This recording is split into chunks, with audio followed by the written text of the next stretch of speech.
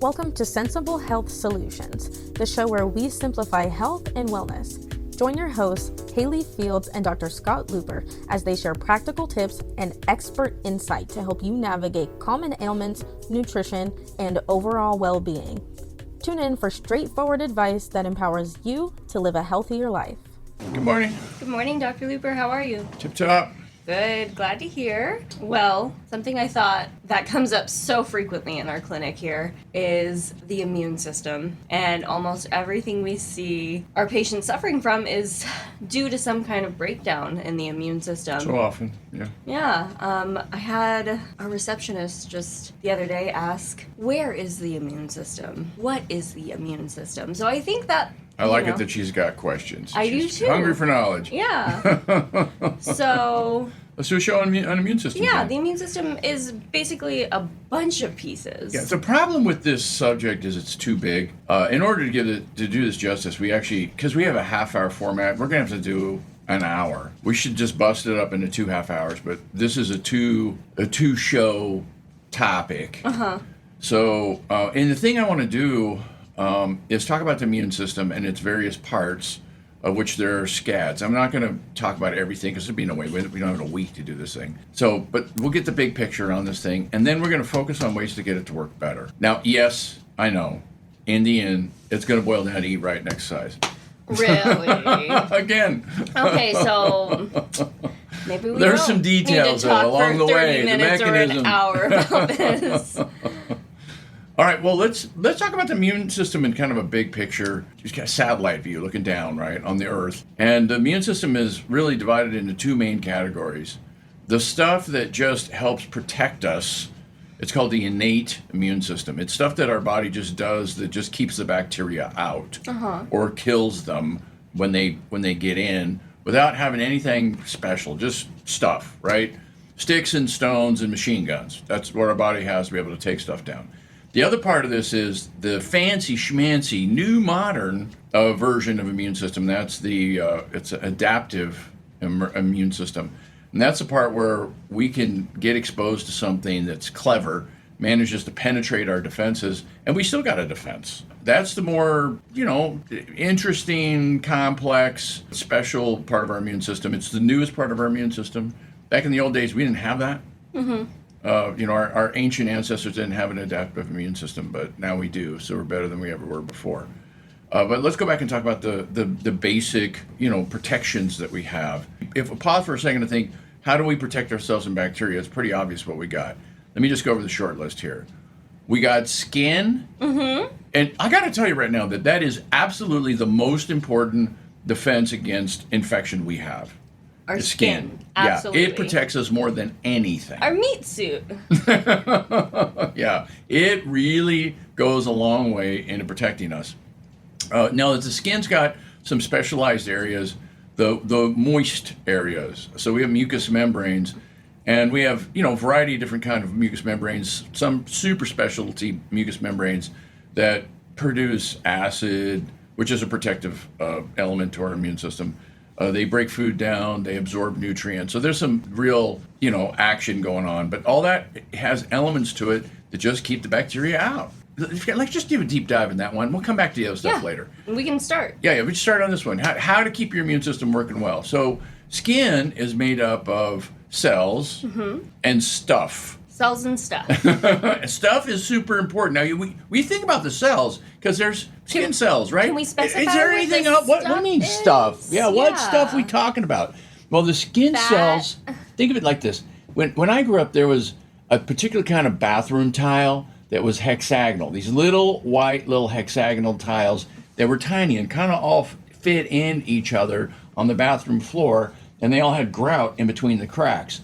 That is very much like what our skin is. Now, of course, the cells are way smaller than the bathroom tiles, but it's the same kind of thing. They're cells with grout. And so what this does is it creates, each cell is pretty stiff, but you have, a million of them in a little area, and they hold together tight, but they're flexible because they bend. At the grout angles, they're a little bit flexible. So that allows our skin, you can pull it and you can, move it, and it holds it together and doesn't fall apart. So that's how skin is. The outer, their skin's constantly making new inner layers and losing the outer layers. just as a way to just kind of keep everything fresh. Yeah. We're kind of renewing ourselves every day with our skin. And there's stuff that helps glue the cells together. One of the key elements, functionally super important, is oil. Yes. Our skin, in order for it to work right, needs to have oil that holds these cells together. And in Alaska, or in Fairbanks at least, where it's so incredibly dry, it's really important that we consume oil. Yeah, more than most places. Yep. Fairbanks, since we do, we live here and we do the show here. And it's such an active place. Like, you have to be active to live here. And you do, to And be enjoy happy. it. Yeah, Right, and enjoy right. it, yep. So there's a lot of opportunities to do stuff here, but in order to do stuff, oftentimes you have to go outside. Yep. And it is dry here. When the temperature gets low, it freezes the moisture out of the air. And so we have some of the driest air on the planet. And then in the summer, it's also really dry. Like, Alaska itself, or Fairbanks itself, is considered an Arctic desert. Weird, because there are big pools of muddy water out in the forest I know. breeding mosquitoes by the millions as we speak. So there's some complexity to this thing. The fact of the matter, though, is you really get down to just measuring the amount of moisture in the air that's really low here. And so our skin in Fairbanks, but all across the world, depends on oil. In some places, you just got to chug it. You just got to bring it in to get enough oil in Or your eat system. it. Cook Now, with it. what most people do to keep their skin healthy is they put, not most people, many people do is to keep their skin healthy is they apply lotion. Lotion's got some element of oil. Sure, but it also has alcohol in it. Yeah. which lets the lotion dry so you don't feel greasy. But then it also dries out your skin. So lotion makes your skin feel better, but then ultimately dries it out. It's a racket. Yeah, absolutely. Because you feel better at first, and then you feel worse later. Yeah, it's the same system of Mop and Glow. See, I'm old enough to know what Mop and Glow is. Yeah. I don't think Mop and Glow is even on the market anymore. I don't think so. Yeah, it was a thing that you squirted on your floor, and then you mopped your floor, And it glowed with shiny goodness. It was fabulous. It also was rather sticky. And then it took on all of the dust and dirt. And in a day or two, it would have a dirty nap to it. You'd lose that glow. No and then you'd have to wonder. squirt it again, and it would break it down and make a new one. And it was just this thing you could do. You could have your floor be shiny, but you still had to be on top of it. It was a lifestyle. It's the same thing with lotion. Your skin feels great for a little while, and then it dries it out actually more. The better thing to do in reality is to chug fish oil. It's a hard sell because most people don't want to chug oil to get it into their skin. Or chia oil. Yeah, fish oil is the classic one for this one. Chia oil, we have discovered, is as good, if not better. Yep. So we've carried it here in the clinic now. Yep. And we like it. So the price is half of what fish oil is, and it seems to work just as well. The taste is a little bit better.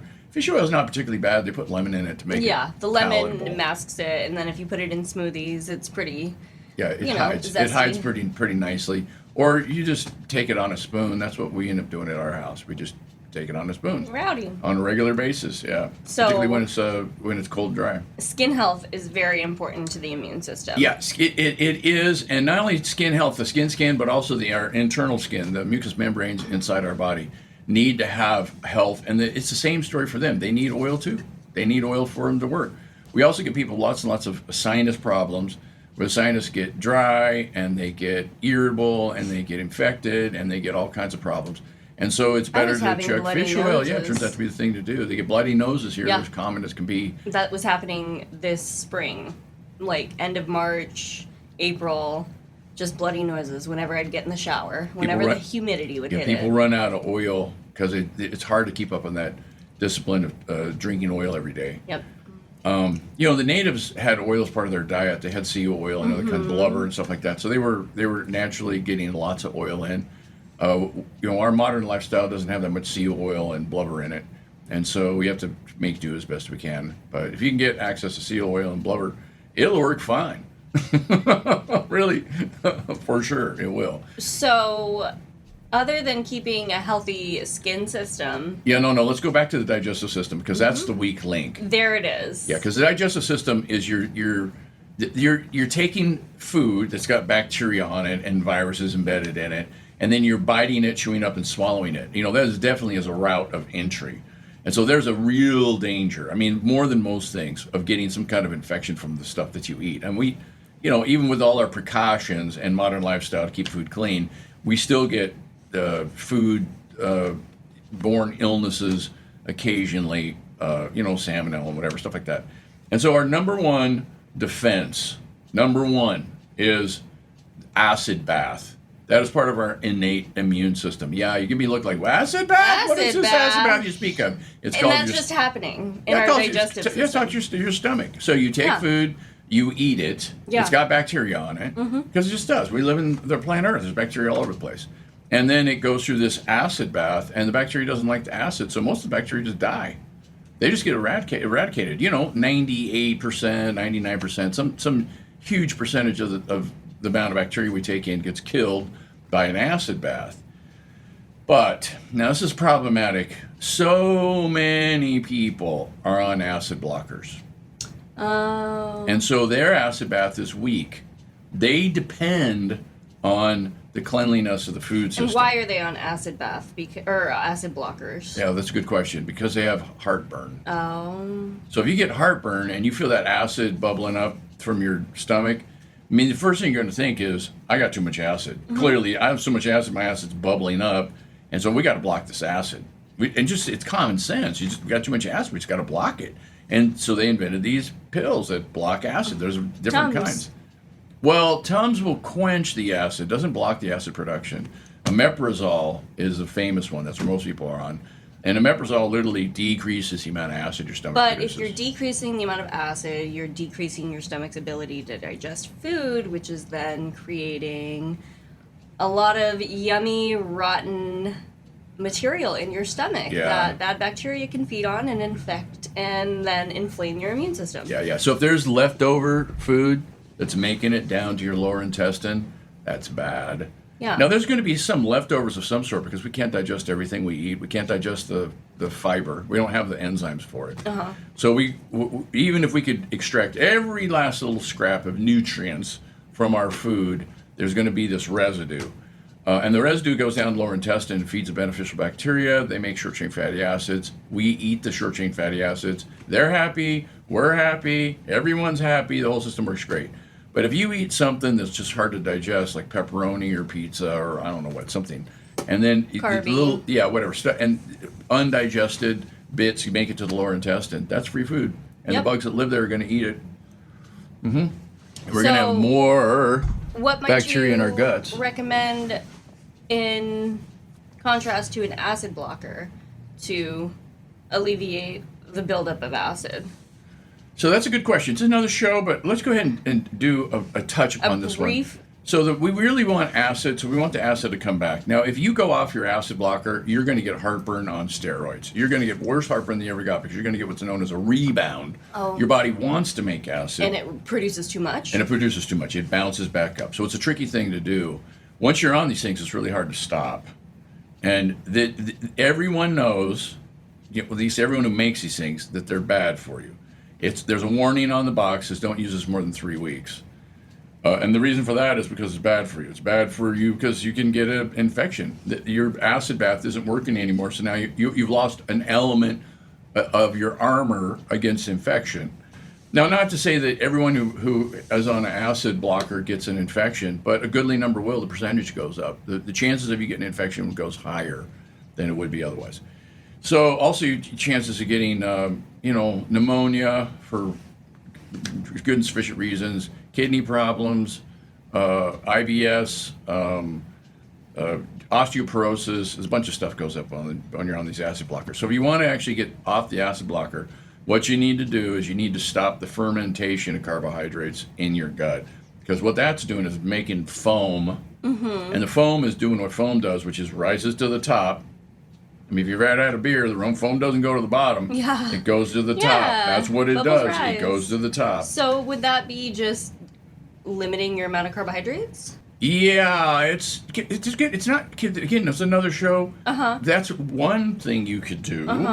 There's other things you could do, but we won't go into the whole detail. We'll just have to say people. We'll just go back to the immune system. The way you do is you do stuff that gets rid of the fermentation of carbohydrates. So now you're not making foam anymore, Now, because the foam is the problem. It's not the acid. The acid's fine. You don't, You want maybe that. one case in 100 has too much acid. The other 99 people don't have too much acid. What they have is too much foam. And so the mistake is made to treat everyone like they have too much acid, which is a mistake. The better thing to do is to treat everyone like they have too much foam. And then the occasional person who's got too much acid, you just catch. But the foam is the problem. So you decrease the production of foam by making sure no nutrients make it down into your lower intestine. That's the other show, how to do that. Anyways, you do that, and then at that point, you can go off your acid blocker, and you have no pain whatsoever, no suffering. Seriously, we do it all the time. It's like not a week that goes by we don't do 2 or 3 cases like that. Right. We clear people up routinely. Somebody comes in the door with that kind of problem, I just go, whoo, easy. That one's in the bag, right? Yeah. And then I feel good about this whole thing because I've just increased people's innate immunity. I decrease the chances of them picking up an infection. Yes. And we get a better version of them. They make better bones. Their kidneys function better. Their digestive system functions better. Their immune system generally is tuned up in lots and lots of ways. This acid thing turns out to be super important to get your digestive system to work well. So if they aren't producing enough acid, then to support their immune system, then you can help them produce more acid by giving them herbs, supplements, Or just acid. or just acid. What you Okay. do is you give them a weak acid, and so it helps. Most of the time people are using apple cider vinegar. Oh, yeah. And that's why apple cider vinegar works, because you're actually enhancing your acid production. And you're just adding acid to the system so you get better digestion. If you can get better digestion, you can get Would kombucha less be foam. similar? Yes, kombucha is one of those things. Cool. That'll work. And is that like an everyday thing, or is that like a once every other day thing? Depends. Okay.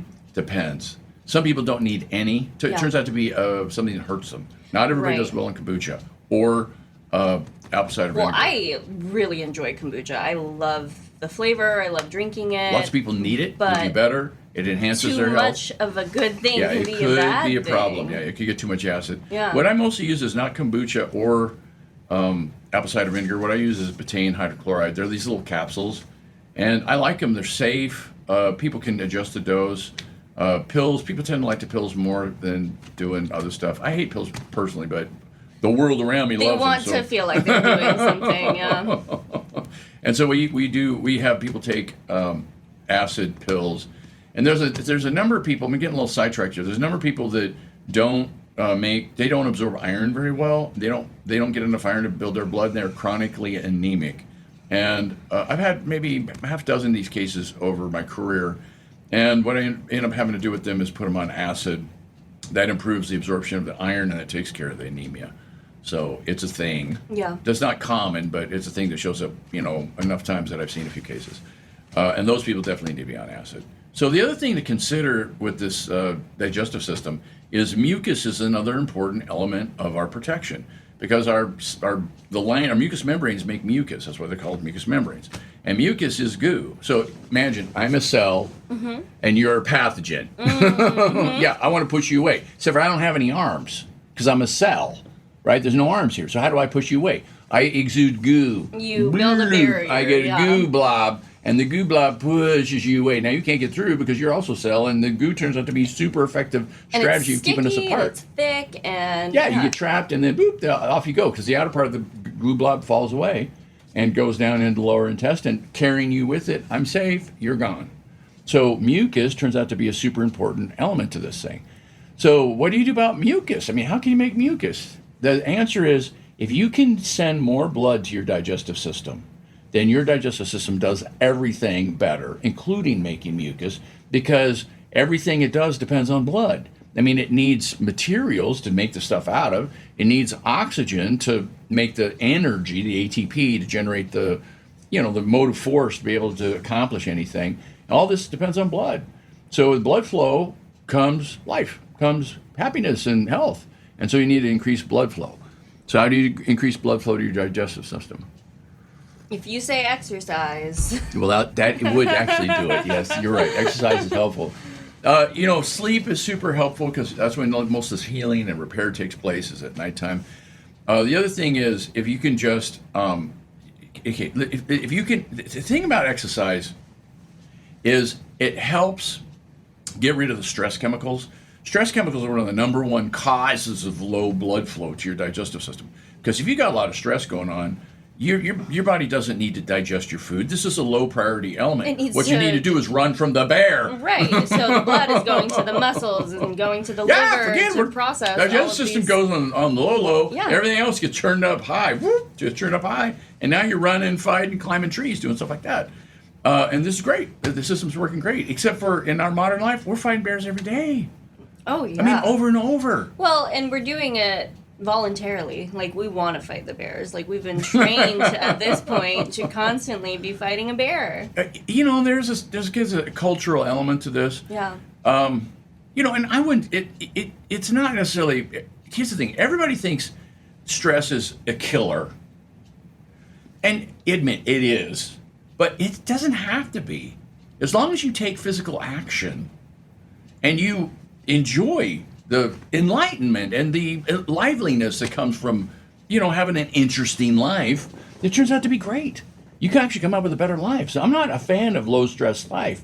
Now, a lot of times with patients, I try to figure out how to ways to add stress to their life. They need more stress, and more stress gives them a better life. I don't use the word stress because it's not very popular for me to say you need more stress. Excitement. I say interest. You need more challenge. You need more stuff like that. Stimulation. Yeah, stimulation. And so what you need to do, though, is you need to take physical action. Mm-hmm. And the physical action will work out the stress chemicals. They'll get them out of circulation. Mm-hmm. And so then blood flow restores to your digestive system and everything runs better. You get a better version of yourself based on the fact that you got stimulated and then you conquered and then you go back to have everything run great and it runs better for having gone through the whole experience. So you're right. In a word, that's called exercise, by the way, in a word. But there's a mindset that goes with it, too, because if the stress is coming in hot and heavy and you're into overwhelm, this is poison. Overwhelm is poison, ain't no doubt about it. But if you feel enlightened from this whole thing, you feel enlivened from this whole thing, you feel like I got a better life because I'm bungee jumping, right? Off the bridge. Wah! I can't wait for the next one, right? Right. Still be excited about it. Good. Far out. Excellent. No, bungee jumping is not for everyone, admittedly. It's a pretty intense sport to be able to do, but you could ride a bike. That's also exciting. I mean, you could go 60 miles an hour down a hill in a tuck. That's basically bungee jumping. So exciting. Did that one this winter. Don't know if I'll do that one again. Or just, along the bike path. That's nice, too. It's enlivening. Yeah.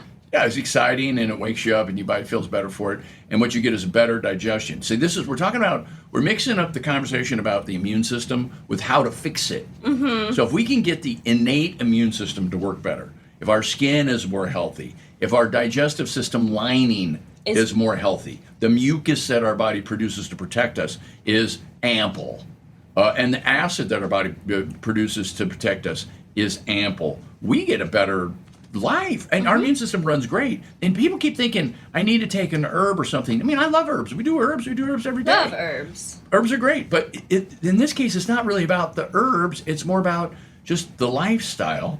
And yeah, it boils down to eat right and exercise, but there's elements more to that. If we can get into where exactly the system is broken, then we can figure out exactly where to go in to fix it, and we do the assist. Sometimes herbs are the thing to do. Sometimes other stuff that's not herbs, like betaine hydrochloride or apple cider vinegar or fish oil or chia oil. Or vitamin D. Yeah, vitamin D is another thing. Vitamin D is super important for regulating the immune system.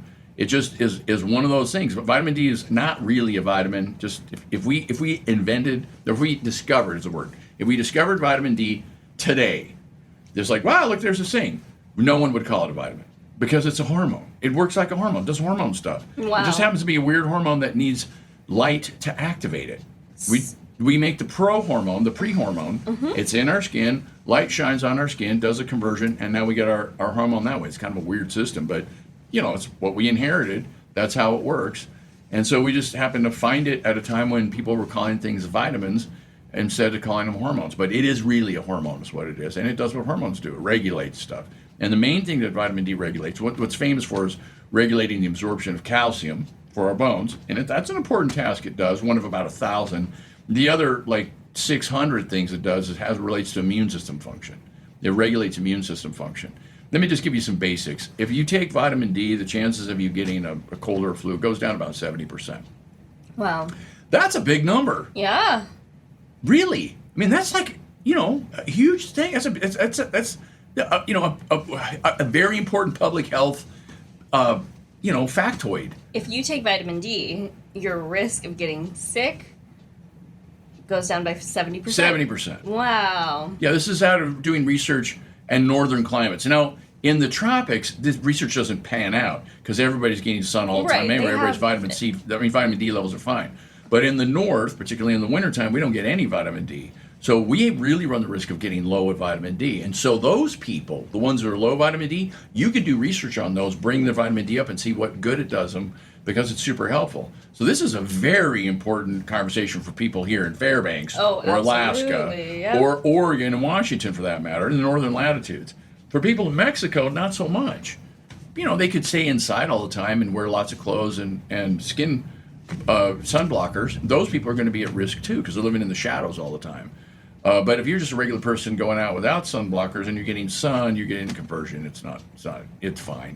You're going to get enough sun. Sunny places, this really isn't an issue. Vitamin D deficiency is rare when you get into the southern latitudes. Mm-hmm. So the system works great. It's just that we moved far north of Africa. Mm-hmm. We've challenged our system. Let me go back to the digestive system and the innate elements in there and how to get them to work better. There is one herb, I kind of poo-pooed the herb thing. There's one herb I do want to talk about, and that's echinacea. Echinacea is a famous herb, and it's not really that good. It's not particularly helpful. Yeah, I don't hardly ever use it. Stimulating the immune system response? Yeah, you think how many... Yeah, I see echinacea tea, echinacea and all this immune support. Yeah, and you did with Dr. Luper, how come we don't use echinacea? Echinacea and elderberry. Elderberry, I love. We'll come back to elderberry. Yeah. I do use elderberry. But echinacea is a one-trick pony. Here's what it does. What does it do? It prevents the absorption or the entry of viruses in particular into mucous membranes. So it helps block virus absorption. That is a very useful thing because if you get some sort of, exposure to viruses in the winter, because everybody's coughing on you, right? Sure. And then you get exposed to it and then you soak it up and now you're sick. If you can actually block that to begin with, then you don't even get sick to begin with. But what if your mucous membrane is weak to begin with? Then you're going to be at increased risk for getting sick, for sure. So echinacea wouldn't be helpful at that point. Well, no, echinacea still is helpful. I mean, in fact, maybe it might be more helpful because if you got a strong mucous membrane, plenty of mucus, plenty of resistance, you got fish oil in there, the stuff's having a hard time penetrating, then you got a good protection.